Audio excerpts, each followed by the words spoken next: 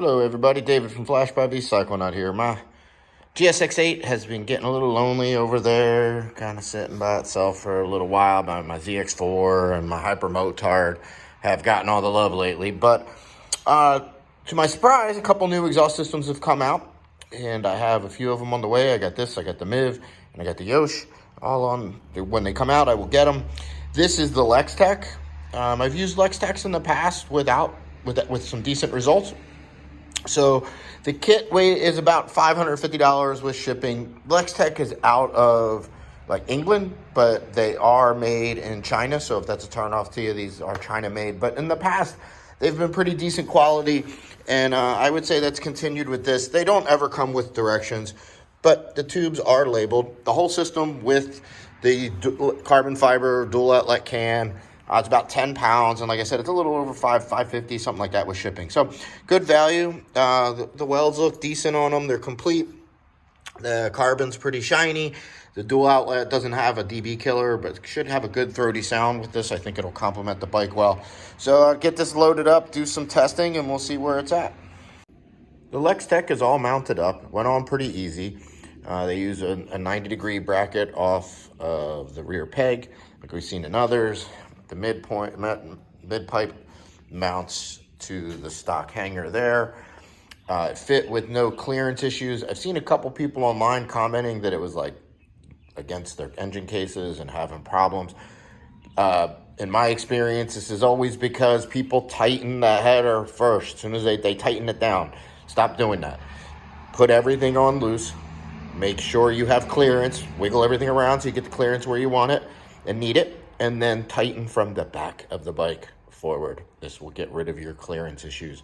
If you, by chance, tighten the header down and then notice you have clearance issues, then you have to really loosen it and pull it off of the head. If you just loosen it and then tighten it back up, it's going to go right back to where it was. So a little bit of both. So first start, let's hear what she sounds like. I went with the dual outlet Lextek canister. Any of the canisters are going to perform the same. I just think it looks pretty damn good. It matches the lines of the bike. I like it a little shorter, and I know it's going to sound good. So let's hear it.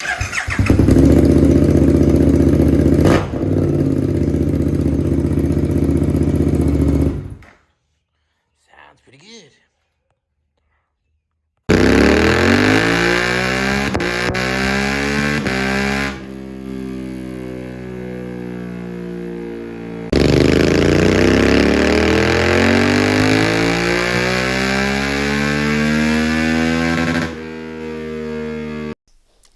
So the first dyno run we're going to look at is where my GSX8 started all stock, which you can see was 78.8 horsepower. And I want to compare apples to apples, so I don't test them without at least the stage 1 airbox mod. So by doing the stage 1 airbox mod on the stock bike, we gain some power across the curve, and it looks really nice and pretty.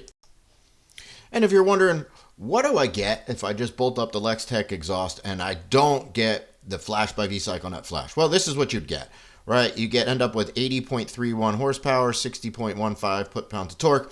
You do gain a little bit over the stock mapping, but really nothing to write home about. Obviously, the throttle response suffers because of adding an exhaust without getting it tuned, but you do get a little bit of gains. So now let's look at what we get when we add my flash. And the area under the curve improves from idle to redline. Throttle response is way better from idle to redline. And we end up with 5 additional horsepower, 2.5 foot-pounds more of torque. And look at how much better it just is across the top. These are great gains for an additional $300. And again, I can't measure part throttle response, but it's so much better. The snappy A mode, the thing will just wheelie with the crack of the wrist. It's quite a bit more fun to ride. So when you compare where we started to where we are now, this are huge gains. And again, like this, it doesn't quantify the part throttle response, but for $550-ish, $300 for the flash, so $850 all in. These are the gains that you get, and this is really, really nice. There's not a lot of bikes that you get that percentage of gains off of so little additional money. But wait, there's more. Let's see what happens when we add my $50 stage 2 airbox lid. And you can see for that additional $50, you get more area under the curve. That gain up there at peak is a full 8 horsepower. It just, again, for another $50, this is just crazy gains. We end up with now a total of 87 horsepower, 65.5 foot-pounds of torque.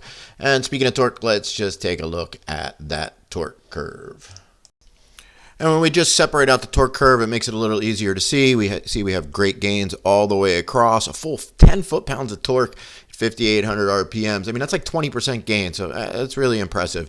And for the price of admission, it's really hard to beat. The more expensive systems did outperform it. If you go back and look at my Akrapovic or my M4 videos, they did make more power, no denying it. But, you know, for those looking for some sound, not killing the budget, take some nice weight off the bike, and still end up with impressive gains, this is a good quality system. So I do have it up on my website, vcyclenut.com. You can purchase it with the flash, and of course I recommend a Stage 2 airbox. And thanks guys for watching. Remember, hit that subscribe and like button.